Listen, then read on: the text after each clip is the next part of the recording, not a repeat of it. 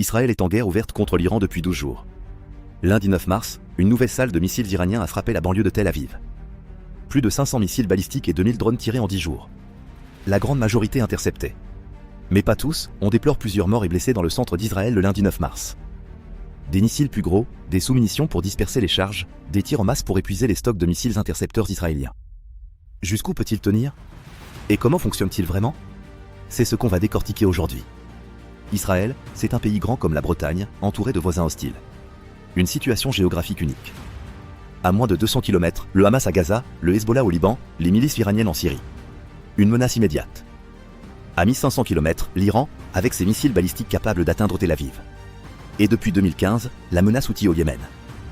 Entre 2001 et 2014, plus de 15 000 roquettes ont été tirées depuis Gaza. Une réalité qui a forcé Israël à innover radicalement. Historiquement, Israël misait sur sa supériorité aérienne. Mais face à des milliers de roquettes bon marché, l'avion de chasse ne suffit plus. La solution? Construire le meilleur bouclier au monde. Une architecture défensive en 3 couches pour des menaces spécifiques. Premièrement, l'Iron Dome. Il repose sur un radar LEM 2084 et un système de contrôle qui calcule instantanément le point d'impact. Le vrai génie? Si la roquette va tomber dans une zone non habitée, Iron Dome ne tire pas. Il économise ses missiles Tamir précieux. Mais sa portée est limitée à 70 km. Face à la saturation massive ou aux missiles longue portée, l'Iron Dome est dépassé. Il lui fallait 2 autres couches.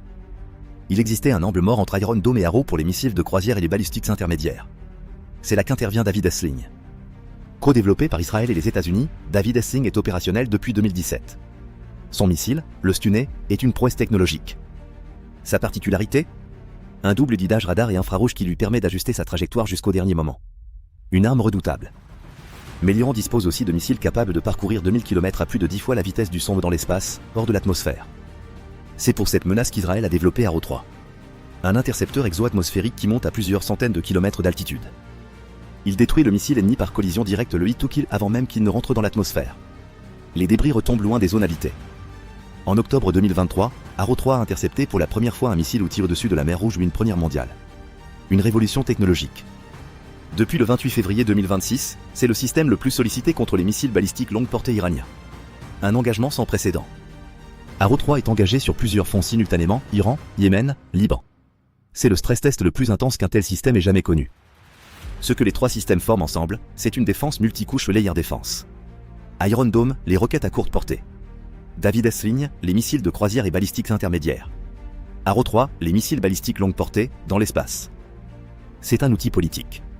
Il donne à Israël une capacité d'absorption à encaisser sans être obligé de riposter immédiatement. En d'autres termes, il achète du temps. Et la guerre de 2026 le démontre de la façon la plus brutale qui soit. Face à une campagne iranienne de saturation aux plus de 500 missiles en 10 jours, le bouclier tient. Imparfaitement. Douloureusement. Mais il tient. Mais voilà ce que peu de gens réalisent, ce bouclier n'est pas seulement une prouesse technologique. Dans le prochain épisode, on passera de l'autre côté du bouclier à l'épée. Parce qu'avant les Shaheds iraniens, avant les Houthis, c'est Israël qui a inventé la guerre par drone. Une histoire que peu connaissent. Comment? Pourquoi? Et avec quelles conséquences pour le monde entier? C'est le sujet de l'épisode 2. Abonnez-vous pour ne pas le rater.